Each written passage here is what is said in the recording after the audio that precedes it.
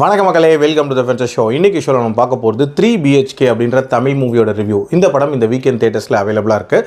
இந்த படத்தில் சரத்குமார், சித்தார்த் மற்றும் பலர் நடிச்சிருக்காங்க. இந்த படம் ஒரு ஃபீல் குட் ஃபேமிலி ட்ராமா, அதுவும் உண்மைக்கு நெருக்கமாக எடுக்கப்பட்ட ஒரு படம் அப்படின்னே சொல்லலாம். ஒரு சொந்த வீடு வாங்கணும் அப்படின்ற கனவோடு இருக்கக்கூடிய ஃபேமிலி அந்த கனவை நிறைவேற்றுறதுக்கு என்னென்ன மாதிரியான ஸ்ட்ரகிள்ஸை ஃபேஸ் பண்ணுறாங்க அப்படின்றது தான் காட்டியிருப்பாங்க. அந்த ஃபேமிலி தான் சரத்குமாரோட ஃபேமிலி. இவங்க கொஞ்சம் கொஞ்சமாக காசு சேர்த்து வச்சுட்டு எப்படியாவது சொந்த வீடு வாங்கலான்னு முயற்சி பண்ணும்போது ஏதாவது ஒரு பெரிய செலவுகள் வந்துட்டே இருக்கும். அந்த செலவுகள் எல்லாம் எப்படி மேனேஜ் பண்றாங்க அண்ட் அதுக்கு பேரலா சித்தார்த்தோட லைஃப்ல என்னென்ன மாதிரியான சம்பவங்கள் நடக்குது, ஒரு ஃபேஸ்லயும் அவர் என்னென்ன மாதிரியான சேலஞ்சஸை ஃபேஸ் பண்றாரு, டுவர்ட்ஸ் தி எண்ட் அந்த சொந்த வீடை வாங்கினாங்களா இல்லையா அப்படின்ற மாதிரி நிறைய விஷயங்களை சொல்லக்கூடிய ஒரு படம் தான் இந்த படம். ஒரு சொந்த வீடு வாங்குறது அப்படின்றது ஒரு கதையா, இதை வச்சு ஒரு ஃபுல் படம் எடுத்திருக்காங்களே அப்படின்னு கூட நீங்க யோசிக்கலாம்.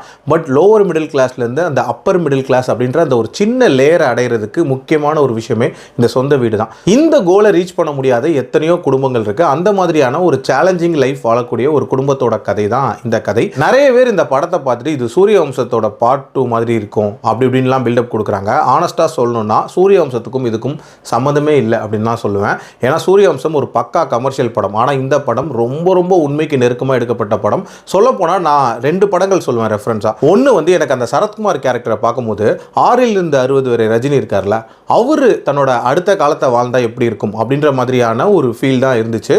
இன்னொரு எக்ஸாம்பிள் சொல்லணும் அப்படின்னா நம்ம தவமாய் தவமிருந்தில் வரக்கூடிய ராஜ்கிரண், அந்த கேரக்டர் அந்த குடும்பம் இருக்குல்ல, கிட்டத்தட்ட அந்த மாதிரியான ஒரு செட்டப் அப்படின்றதுமே எனக்கு தோணுச்சு அப்படின்னே சொல்லலாம். அடுத்ததாக பார்த்தீங்கன்னா சித்தார்த்தோட லைஃப், அதாவது அவரோட ஒரு ஸ்டேஜ்லையும் அவருக்கு வரக்கூடிய பிரச்சனைகள் அப்படின்றதெல்லாம் ரொம்ப ரொம்ப நேச்சுரலான ஒரு பிரச்சனைகளாக இருக்கும்.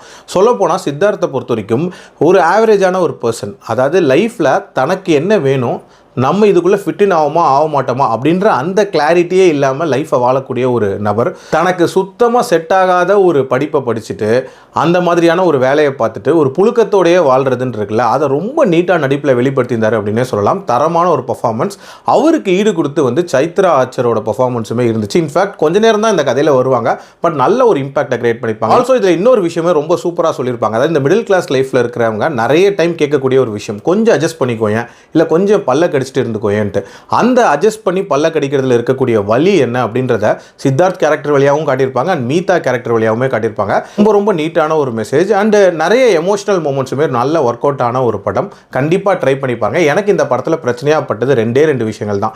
ஒன்று என்ன அப்படின்னா, இந்த படத்தோட அந்த ஃப்ளோ ஆஃப் ஈவெண்ட்ஸ் இருக்குல்ல, அது இன்னும் கொஞ்சம் ஆர்கனைஸ்டாக இருந்திருக்கலாம் அப்படின்ற ஒரு ஃபீட்பேக் இருக்குது. அதே மாதிரி இந்த படத்தோட கிளைமேக்ஸ் இருக்குல்ல, அது கொஞ்சம் ட்ராக் பண்ண மாதிரியான ஒரு ஃபீல் இருந்துச்சு. மற்றபடி இது ஒரு தரமான படம் அண்ட் ஸ்பெஷல் மென்ஷன் இந்த படத்தில் கண்டிப்பாக சரத்குமாருக்கு சொல்லியே ஆகணும்.